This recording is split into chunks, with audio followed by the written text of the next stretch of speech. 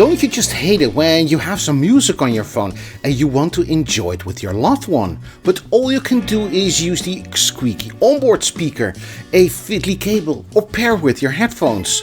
Well, then this little nifty device is just what you may need, the InLine Bluetooth 5.1 HiFi Audio Receiver.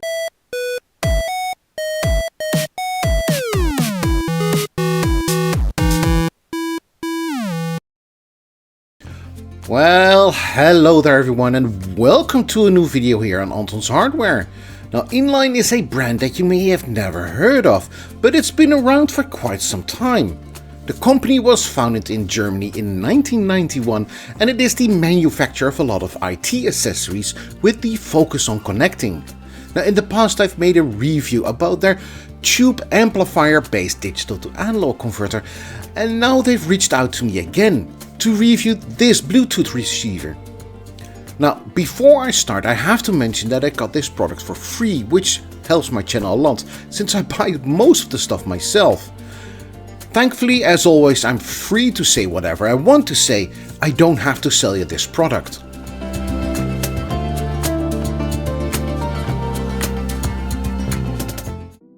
So a receiver then. Now, the whole idea behind this little device is that you can connect your phone, laptop or any Bluetooth device to this receiver, which will then convert the audio to an analog signal, which can be sent to your active speakers or an amplifier. Now, this signal can be sent via the standard RCA cables or the optical output. If you don't have a Bluetooth signal, you can also use the USB-C cable to connect to this receiver. This way the InLine Bluetooth will function as a regular digital to analog converter. So in a way you could call the InLine Bluetooth 5.1 as the gateway to your speaker setup. Now, when using USB-C, Bluetooth will be deactivated. You can pair up to 2 Bluetooth devices, but only one device can be processed at a time, which means you can only hear that one. After turning on the receiver, you will be greeted with a welcome. The Bluetooth will automatically connect and you are able to play music like Spotify or other services. The tiny display will show you which songs is currently playing and other useful information like codec used, sampling rate, volume and equalizer settings. The 99209M letter showing up when starting is the product code InLine uses. There's also a preset equalizer, but as always, I want the vanilla experience and leave it in normal. But there are presets for pop, bass, classic, dance, jazz and rock. As always, I'm curious about the technical specifications and dived straight into the information InLine provided.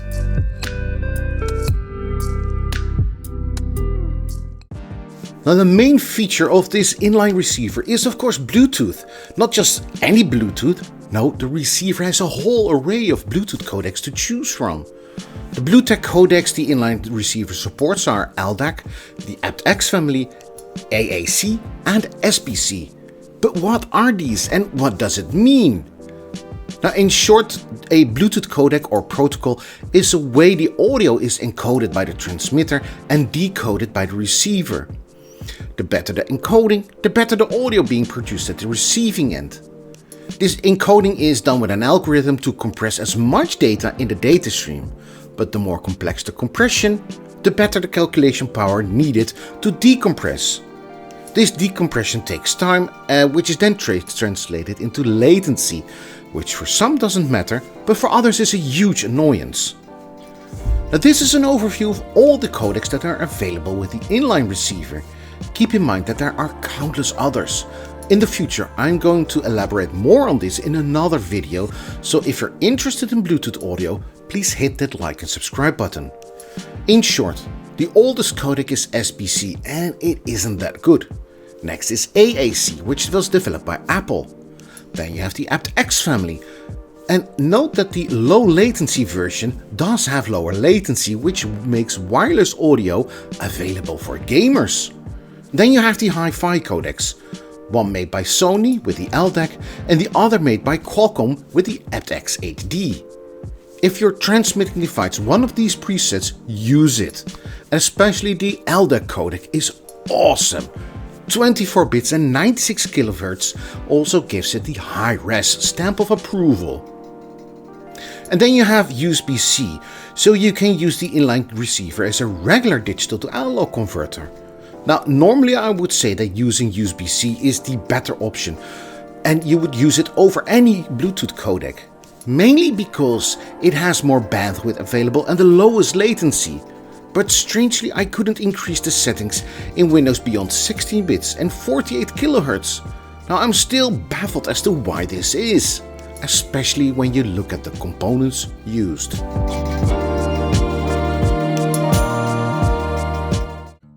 And the main reason that I'm baffled is that my favorite digital to analog converter is used, the ESS Sabre ES1918K2M. Now, this has become sort of a golden oldie DA converter, but it's still a more than capable and my favorite of all time. Now, this digital to analog converter is capable of 32 bits and a whopping 384 kHz. A lot more than the 16 bits and the 48 kHz that I could change it to in the settings. It has hyperstream, it has a great total harmonic distortion, and it even supports DSD. The other interesting chip, or rather beating heart, is the Qualcomm QCC5125 SoC.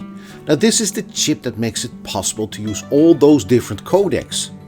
The QCC5125 is one of the latest chips in their lineup and is capable of a lot of things you'd expect from a modern DSP. It supports Bluetooth 5.1, it supports Bluetooth Low Energy, it supports aptX Adaptive, which strangely isn't included by the InLine receiver itself. And it is backwards compatible, meaning you can also handle the aptX and aptX HD.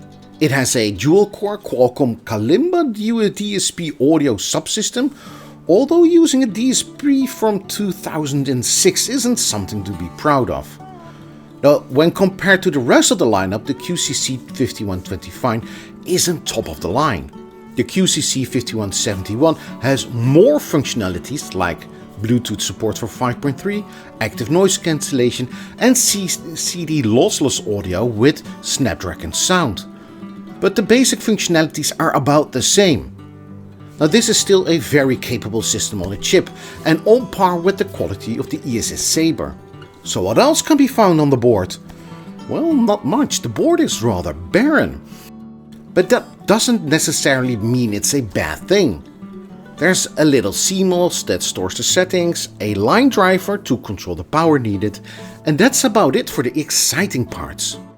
So what basically happens is that the Qualcomm processes all incoming signals, converts the Bluetooth signal into a digital signal and hands it over to the digital to analog converter, which transforms it into an analog audio signal, which still needs to be amplified.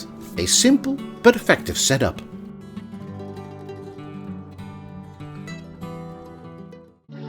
And after this, you may all wonder what the Rightmark test results are. Well, here they are. The worst performance is the aptX LL, but this was to be expected. With low latency, it just moves the data as fast as it can without any proper compression or even error correction. Just by seeing a total harmonic distortion of 0.310% says a lot. But it does what it's supposed to do, it just gets the stuff over there ASAP. And then you have SPC, the Ye Olden codec, and it isn't as bad as I thought.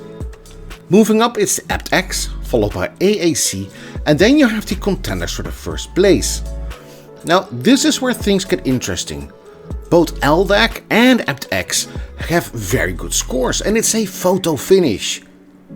And the differences are well within the margin of error, but if you just look at the numbers, aptX HD is just the winner.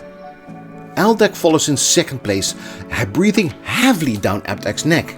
And what about USB-C? Was that any better? Well, sadly no, it just couldn't measure up to any of the Bluetooth codecs, as you can see in this overview. It did fight for last place with aptX LL. Most shocking was the horrible stereo crosstalk. All Bluetooth codecs have a score of 85 decibels and upwards, but USB-C is stuck at 68.1 decibels, which is truly horrible. So using the InLine Bluetooth as a separate DA converter? No. But these numbers don't say everything. How does it sound? Well, let's head over to the listening sessions to find out.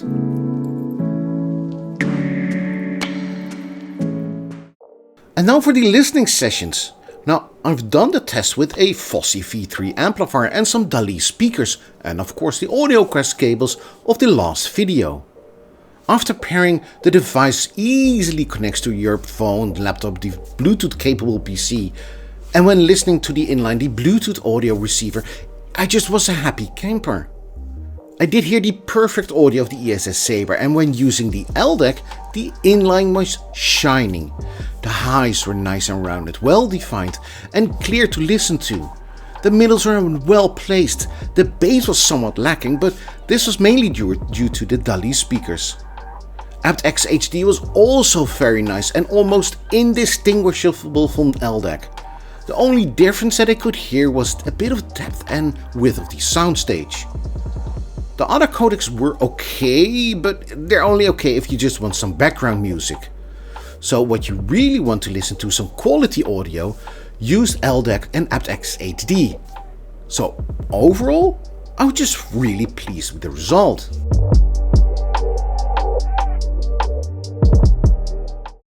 Now, Bluetooth was always a bit of a sensitive subject to me. In the past, I seriously disliked the idea of Bluetooth audio and found that the audio itself was always subpar. Now, this was back in the days when SBC was the only available codec. Thankfully, Bluetooth, or rather the codecs, have evolved and are now more than capable at processing audio via Bluetooth in a decent fashion. And the listening sessions revealed that my fears were unfounded. Overall, the InLine receiver has great components and the audio it produces is awesome. As is its build quality, it's a usable little LCD screen providing the information you need, and it just works flawlessly. If you're looking for a Bluetooth receiver to share your music with your loved one, then get this one.